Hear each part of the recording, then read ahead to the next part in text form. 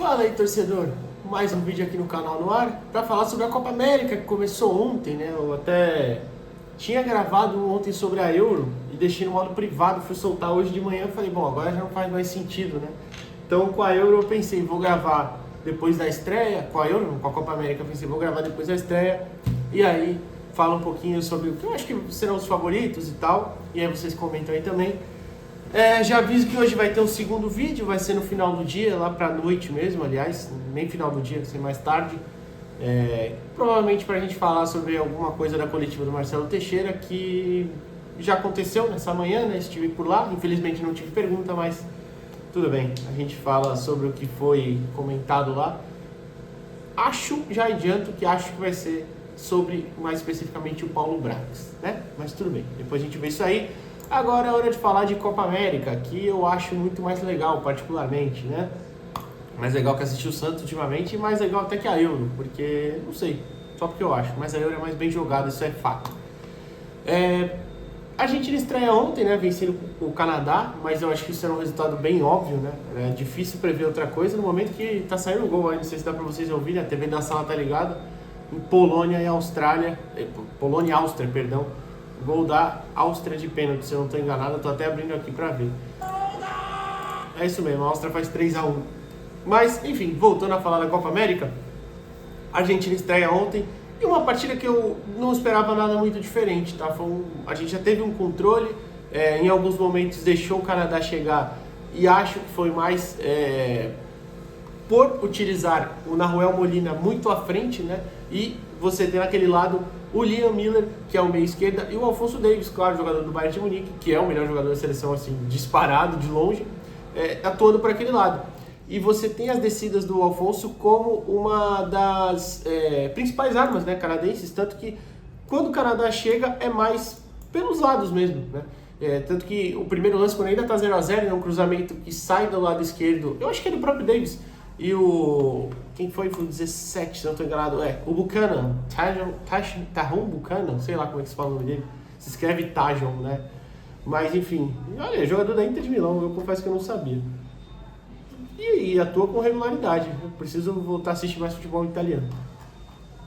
Enfim, ele chuta para fora, foi talvez a chance mais perigosa do Canadá no jogo, mas no geral, o Canadá praticamente não teve chances, né? Teve duas claras de gol, eu acho que foi essa, e a outra foi do Eustáquio, o jogador do Porto, inclusive, cabeceia e o Dibu Martínez faz uma grande defesa. Essa foi uma falha da zaga argentina, né? Mas, no geral, uma partida de controle da Argentina, que opta por colocar os seus dois zagueiros que tem boa saída de bola, né? O Cristian Romero e o Lisandro Martínez. Né? A Argentina faz isso, opta por descer o Paredes, né? Formar um trio ali, para dar uma qualidade na saída de bola. O Nahuel Molina sobe, fica próximo do Depou, do McAllister, e do outro lado o Acunha faz o lado esquerdo, e a gente tem um problema até aí, né? A Argentina utiliza muito desse lado esquerdo, o Acunha quase como um ponta, então muitas vezes ele não consegue acompanhar a volta, né? Porque do lado direito você tem Di Maria, que atua pela direita e perto do Messi. O Messi fica por aquela região ali, por mais que ele parta da direita para dentro usando a perna esquerda, né? Seja para driblar, para procurar uma assistência ou a própria finalização mesmo, mas é uma zona do campo que ele ocupa mais. E aí você tem o Julián Álvares ali na frente como centroavante, que faz tudo até, ele sai bastante da área, ajuda a criar bastante, mas ele não preenche tanto o lado esquerdo, então depende muito do Acunha, muitos momentos a gente já tem dificuldade por isso. Agora, o Canadá veio para tentar arrumar alguma coisa, né? Essa que é a verdade, a seleção canadense, ela fez uma Copa do Mundo digna até, né? Eu confesso que eu não lembro o resultado, eles perdem os 3 jogos, eu acho, empatam 1. Eu vou abrir aqui, não tem problema, ao vivo. Isso mesmo, perdem os 3 jogos, mas eu lembro de boas apresentações, né? Tem o que eles perdem pênalti, se eu não estou enganado, eu estou olhando aqui. Eles perdem do Marrocos, perdão, por 2-1, perdem da Croácia por 4-1, mas é um jogo mais equilibrado do que parece ser esse placar. E perdem da Bélgica por 1-0 com chances de gol, né? É um trabalho que, claro, demanda um tempo muito maior de desenvolvimento. O Canadá não é um país muito ligado a futebol e tem tantas outras questões como a falta de qualidade. É um time que hoje não tem tanta qualidade assim, mas tem um trabalho minimamente decente ali sendo feito. Então, vem para uma partida contra a atual campeão mundial, que é a Argentina, você tem ali suas limitações, né? Quem tá lá no comando agora até mudou o técnico, na Copa foi o Josh Hermond, né? E agora tá o Jesse March, que treinou o Leicester no ano passado, né? Em certo momento. Acho que ele treinou o Red Bull Leipzig em algum momento também, se eu não tô enganado. Mas enfim, então assim, você tem que ajustar a sua expectativa. A Argentina foi lá e fez seu papel, apesar de ter pedido muitos gols, o que pode ser uma preocupação para uma das favoritas do torneio. Inclusive vou falar os 3 favoritos que eu acho. É meio óbvio, né? Mas tudo bem. Talvez o terceiro não seja. E o Messi perdeu um gol que ele não costuma perder, o Di Maria perdeu um gol que ele não costuma perder, o Julián Álvares 2 vezes driblou o goleiro e não conseguiu, mas não conseguiu concluir, a outra conclui fraco. E claro, eu não estou querendo tirar os méritos do Crépin, que é o goleiro canadense, mas foram chances ali que jogadores desse calibre não podem perder, né? Mas mesmo assim fizeram 2-0, o Julián Álvares marca tirando do goleiro no lance, né? E o Lautaro Martinez, depois de uma assistência do Messi, também faz o dele tocando na saída do Crépin, né, que se fala isso, perdão. Mas enfim, a Argentina acho que é uma das favoritas, defende o título, né, a última campeã em cima do Brasil, e tem aí um grupo complicadinho, né, que tem o Chile e o Peru que se enfrentam hoje às 9 horas da noite, né, em Dallas, e o mando é da seleção peruana. Não acho que nenhuma dessas duas vai surpreender, tá? Nem Peru e nem Chile, mas são seleções ali minimamente competitivas. Não dá pra descartar também, mas assim, acho que podem fazer um jogo interessante, mas não ir muito longe. O Peru, por exemplo, é o último colocado das eliminatórias. O Chile tem uma dificuldade ali de entre safra, talvez, né? Perdendo muitos jogadores que costumavam ser os pilares da equipe e não fazem um trabalho tão bom. Mas na preparação, para ser justo, o Chile foi muito bem, né? O Chile perde da França, vence a Albânia e vence o Paraguai, né? Então, pelo menos ali, os resultados recentes podem podem fazer a torcida chilena acreditar que dá para buscar alguma coisa a mais, né? Mas, enfim, esse é o trabalho do técnico Ricardo Gareca, né? Que também é um cara bem experiente, né? Vale pontuar isso. O Peru, não acho que tenha a mínima chance de surpreender em nada. Periga até ficar atrás do Canadá, tá? Não duvido nada. No grupo B a gente tem Equador, Venezuela, México e Jamaica. Acho que aí o Equador é um claro favorito, assim, de longe um favorito, porque vem bem nas eliminatórias, perdeu pontos, né? Inclusive na eliminatória, começa com 3 pontos para aquela questão do lateral direito Byron Castillo, né? Mas é uma seleção bem forte, é uma seleção fisicamente muito interessante, tá? E é uma seleção que tem talentos ali. Você tem Campier, você tem Kendry Páez, né, perdão, voando, que é um menino talentosíssimo, esse menino, já comprado pelo Chelsea, inclusive. Você tem uma defesa muito forte também, por mais que não sejam nomes, né, tão coisa. Por exemplo, um dos nomes é o Félix Torres, joga aqui no Corinthians. Você tem o Icapé, que eu já falei, ele joga muitas vezes como lateral, né, no Leverkusen e na seleção.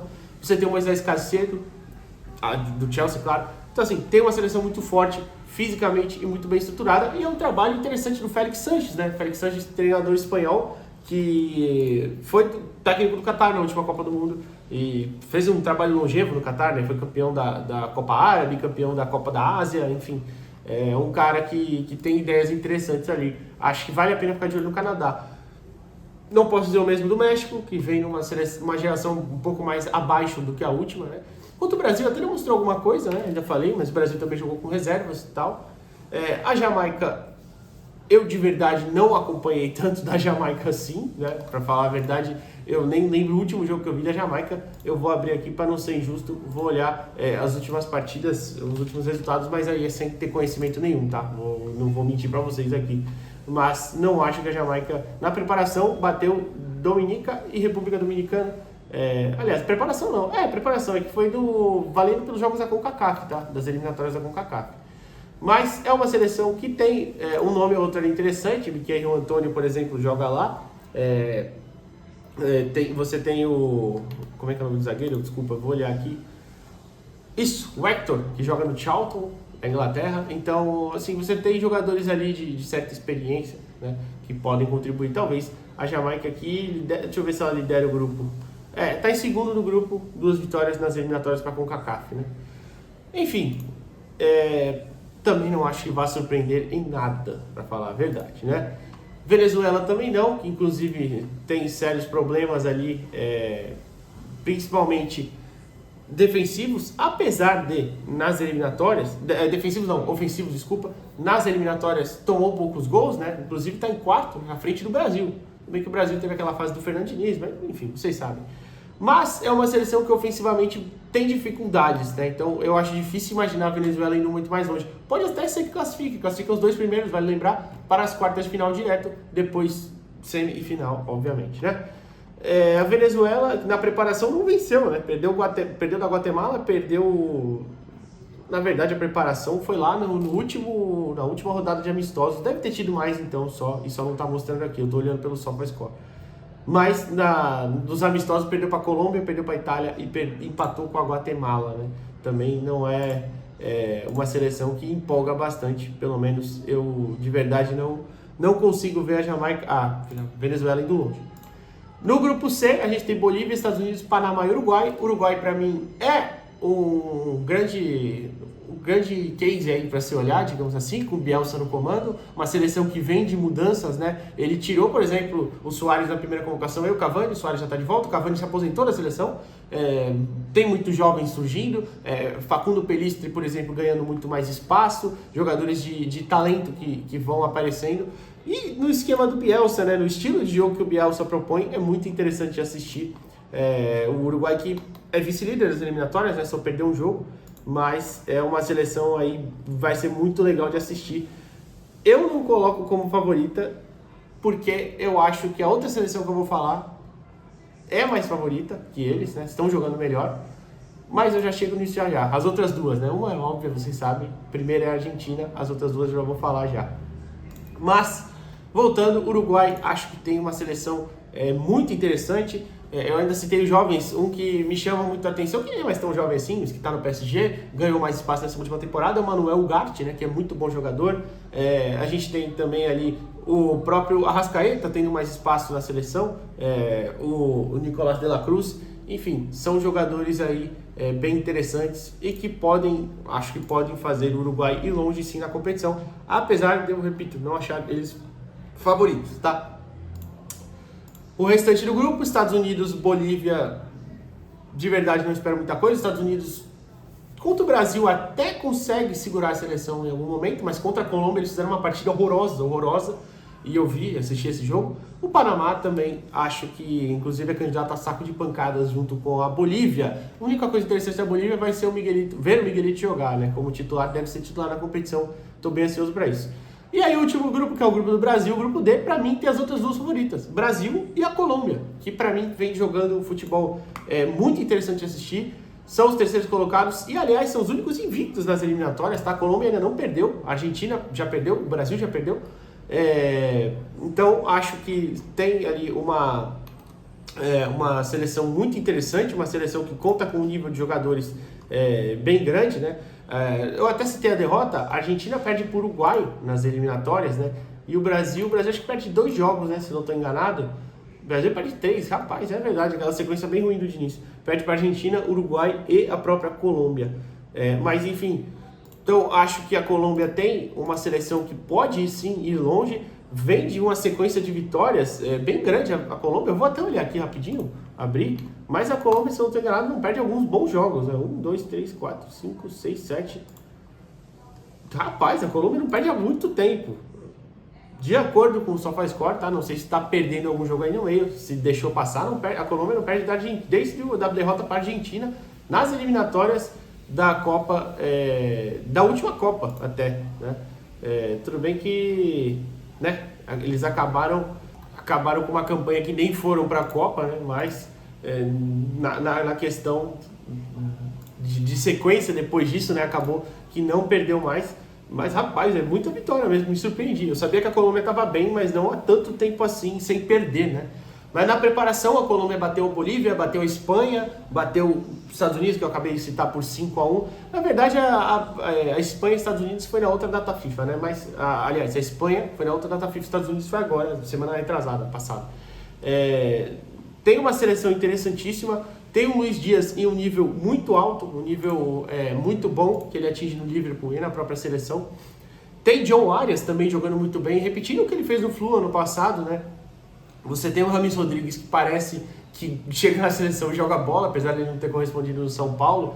É mais ou menos o caso do Miroslav Klose, por exemplo, é um exemplo de cara que não joga tanto no clube e na seleção chega lá e arrebenta. Tem um pouco de preocupação com os nomes da defesa da Colômbia. Já vimos Yerry Mina com algumas partidas problemáticas. O outro zagueiro que tem atuado é o que pelo menos atuou na última partida, né?